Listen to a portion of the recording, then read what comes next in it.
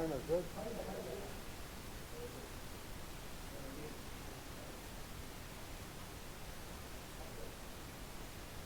ಸರಿ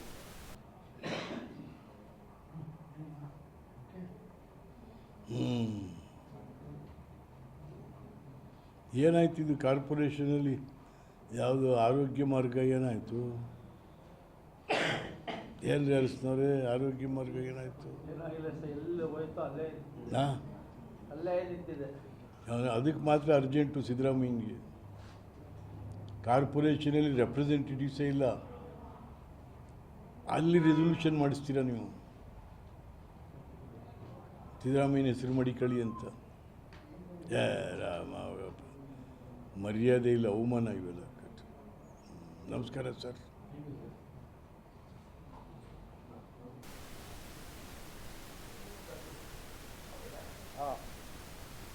ಮಾಧ್ಯಮದ ಸ್ನೇಹಿತರಿಗೆಲ್ಲ ಸ್ವಾಗತ. ಸ್ನೇಹಿತರೆ, ಮೊದಲನೇದಾಗಿ ಕನ್ನಡ ಚಿತ್ರರಂಗದಲ್ಲಿ ಹಲವಾರು ವರ್ಷಗಳಲ್ಲಿ ನೂರಾರು ಚಿತ್ರಗಳಲ್ಲಿ ನಟನೆ ಮಾಡಿ ಸರಿಗಮ ವಿಜಿ ಎಂದು ಹೆಸರು ಪಡೆದಂಥ ವಿಜಯ್ ಕುಮಾರ್ ನಮ್ಮ ಚಲನಚಿತ್ರರಂಗ ಮತ್ತು ಅಭಿಮಾನಿಗಳನ್ನು ಅಗಲಿದ್ದಾರೆ. ಅವರಿಗೆ ತಾಯಿ ರಾಜರಾಜೇಶ್ವರಿ ಅವರ ಆತ್ಮಹತ್ಯೆ ಪ್ರಾರ್ಥನೆ ಮಾಡ್ತಾರೆ. ಎರಡನೇದಾಗಿ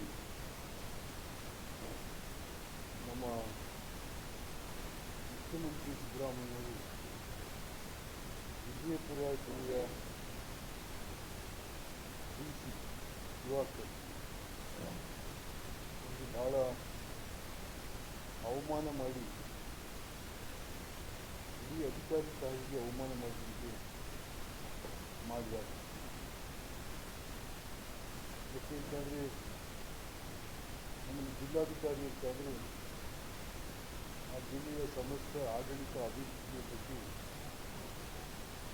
ನಿಗಾ ವಹಿಸತಕ್ಕಂಥ ಸರ್ಕಾರದ ನೀತಿಗಳು, ಸರ್ಕಾರದ ಕಾರ್ಯಕ್ರಮಗಳನ್ನು ಜಾರಿಗೆ ತರುವಲ್ಲಿ ಅಧೀನಾಧಿಕಾರಿಗಳನ್ನು ಎಚ್ಚರಿಸುವಂಥ ಕೆಲಸ ಮಾಡ್ತಾರೆ.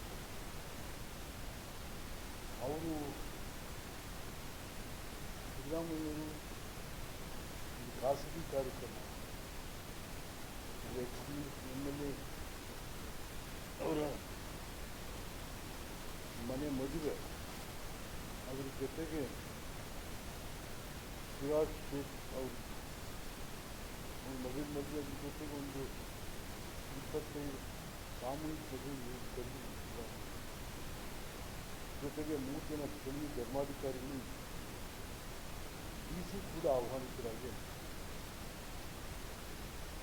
ಸಿದ್ದರಾಮಯ್ಯವರು ಮದುವೆ ಮಂಟಪದಲ್ಲಿ ಭಾಷಣ ಮಾಡಲಿಕ್ಕಿದ್ದಾಗ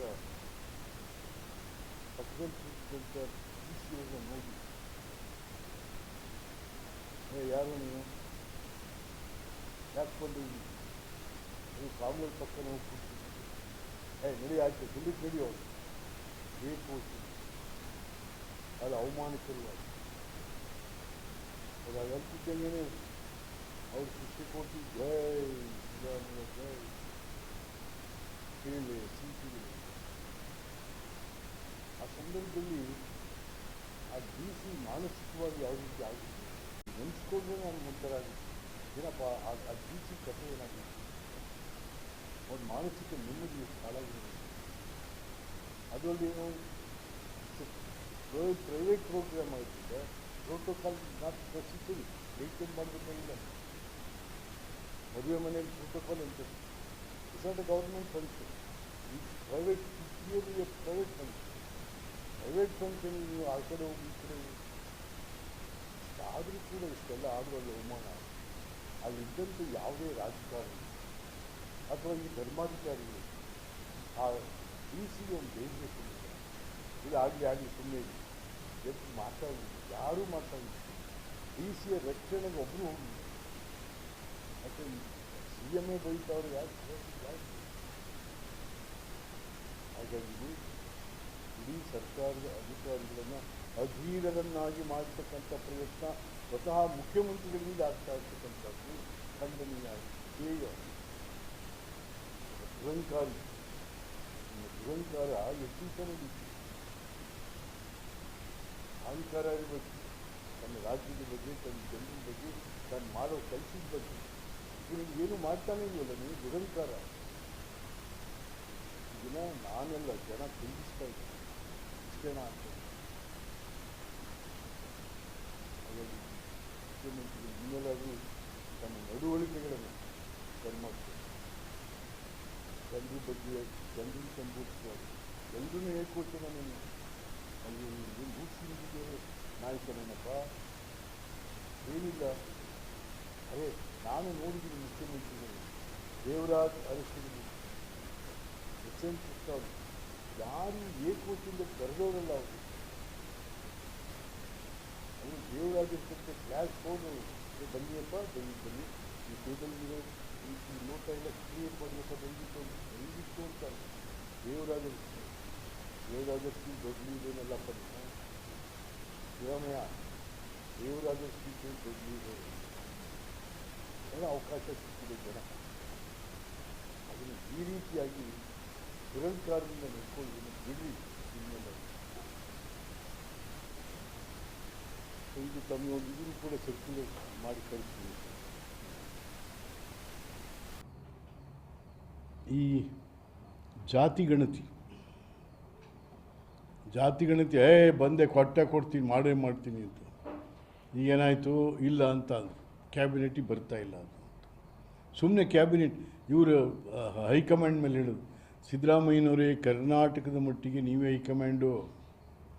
ಹೈಕಮಾಂಡ್ ನಿಮ್ಗೆ ಹೆದರ್ಕತ್ತದೆ. ಎಷ್ಟು ರಾಜ್ಯದಲ್ಲಿ ಕಾಂಗ್ರೆಸ್ ಇದೆ? ಸುಮ್ಮನೆ ಹೈಕಮಾಂಡ್ ಹೆಸರು ಹೇಳ್ತೀರ ನೀವು. ನಾವು ಸುಮ್ಮನೆ ಗಂಡಸಲ್ಲಪ್ಪ ನೀನು, ಸುಮ್ಮನೆ ಒಂಥರ ಉತ್ತರನ ಪೌರುಷ ಎಲ್ಲದಕ್ಕೂ ಮಾಡೇ 10 ವರ್ಷ ಆಯ್ತಲ್ರಿ, 10 ವರ್ಷ ಆಯಿತು ಜಾತಿ ಜನಗಣತಿ ಕಾಂತರಾಜ್ ಆಯೋಗ ವರದಿ ಕೊಟ್ಟು ಸರ್ಕಾರಕ್ಕೆ 10 ವರ್ಷ ಆಯಿತು. ಅದನ್ನು ಮುಟ್ಟು ನೋಡಲಿಲ್ಲ ನೀವು. ಈಗ ನಾನು ಜಾರಿಗೆ ತರ್ತೀನಿ. ನಿಮ್ಗೇನಪ್ಪ ಅಂದರೆ ಇದು ಒಂಥರ ಅಸ್ತ್ರ. ನಿಮ್ಮ ಬುಡಕ್ಕೆ ಬೆಂಕಿ ಬಿದ್ದಾಗ ಇಲ್ಲ ಅಹಿಂದ ಇಲ್ಲ ಜಾತಿ ಜನಗಣತಿ ಇದನ್ನು ತೊಗೊಂಡು ಹೋಗ್ತೀರ ನೀವು.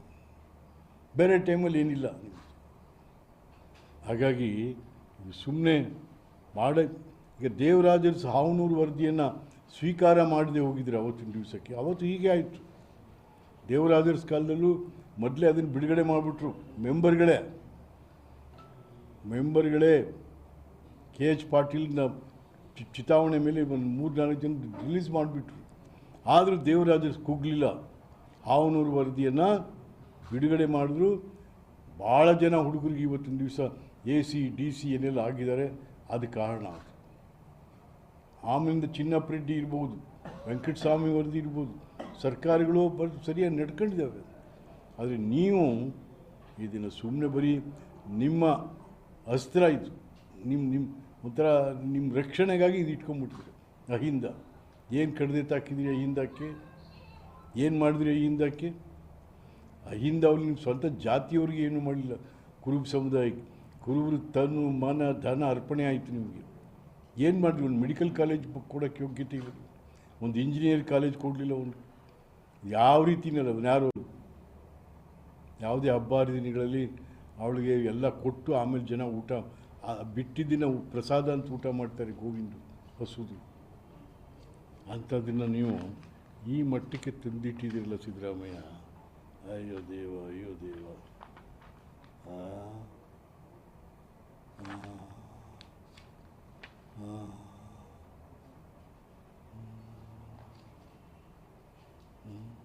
ಇಲ್ಲಿ DC ರೋಪ್ ಹಾಕ್ತೀರ. 2 ಕಮಿಷನರ್ ಮುಟ್ಟಕ್ಕೆ ಯೋಗ್ಯತೆ ಇಲ್ಲ ನಿಮಗೆ. ಮೂಡ ಕಮಿಷನರ್ ತೆಗಿಯೋಕ್ಕಾಗಿಲ್ಲ ನೀವಿನ್ನ. ಇದೇನ ಧೈರ್ಯ? ನಿಮ್ಮೂರಲ್ಲೇ ಮೈಸೂರಲ್ಲಿ ಲೂಟಿ ಮಾಡಿದಂಥ ಅಧಿಕಾರಿಗಳನ್ನ ಸುಮಾರು 5,000 ಕೋಟಿ ರೂಪಾಯಿ ನುಂಗಿರೋಂಥವ್ರನ್ನ, ಸಾವಿರಾರು ಸೈಟ್ಗಳನ್ನ ನುಂಗಿರೋಂಥವ್ರನ್ನ ಅವ್ರನ್ನ ಮುಟ್ಟಕ್ಕೆ ಹೆದರ್ಕೊಂಡ್ಬಿಟ್ರು ನೀವು. ಅಲ್ಲಿ ಯಾರೋ ಪಾಪ DC ರೋಪ್ ಹಾಕ್ತೀರ ಅವ್ರಿಗೆ. ಹಾಕ್ರಿ. ಮತ್ತು ಇಲ್ಲಿ ಮೈಸೂರಲ್ಲಿ ಮುಟ್ಟಕ್ಕೆ ಯೋಗ್ಯತೆ ಆಗಲಿಲ್ಲ ನಿಮಗೆ. ಯಾಕೆ ನೀವು ಅದನ್ನೇ ಮಾಡಿರ್ತೀರ. ಅವನೇನು ಹೊಡೆದ ಅದನ್ನು ಈಸ್ಕೊಂಡಿರ್ತೀರ ನೀವು. ಮೈಸೂರು ಕತೆ ಏನಾಯಿತು? ಏನಾಯಿತು? ಒಂದು ದಿವಸ ಮಾತಾಡಲಿಲ್ವಲ್ರಿ ಸಿದ್ದರಾಮಯ್ಯ ನೀವು ಮೂಡಾ ಬಗ್ಗೆ? ಮೂಡಾದಲ್ಲಿ ಆಗಿರ್ತಕ್ಕಂಥ ಬಡವ್ರಿಗಾದಂಥ ಅನ್ಯಾಯ, ಜನರಿಗಾದಂಥ ಅನ್ಯಾಯ, ಅಯ್ಯೋ ಅಯ್ಯೋ ಅಯ್ಯೋ, 1000 ರೂಪಾಯಿ ಒಂದು ಸೈಟೇ ಗೊತ್ತಾ ಸರ್ ನಿಮಗೆ ಸ್ನೇಹಿತರೆ? 1000 ರೂಪಾಯಿಗೆ ಒಂದು ಸೈಟ್ ರೀ. ಯಾವುದು 50/80? ಅವ್ರ ಹೆಂಡ್ತಿಗೆ 8 ರೂಪಾಯಿ ಕೊಟ್ಟಿದ್ದಾರೆ ಒಂದು ಸೈಟ್ಗೆ. ಆಲ್ಟರ್ನೇಟಿವ್ ಸೈಟ್ 14 ಸೈಟ್ಗೆ ಎಟ್ರಿ 21,000.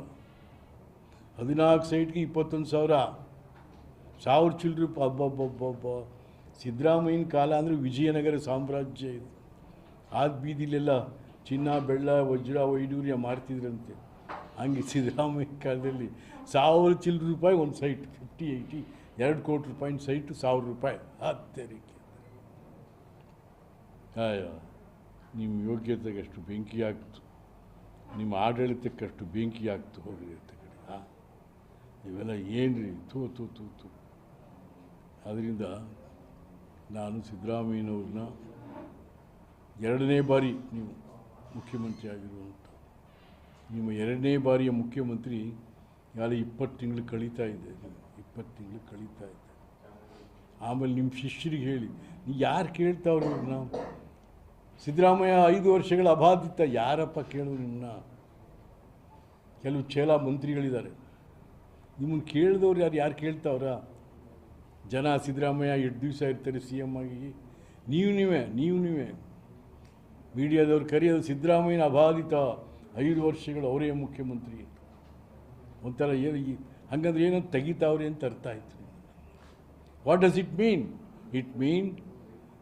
It mean you are going to be disturbed.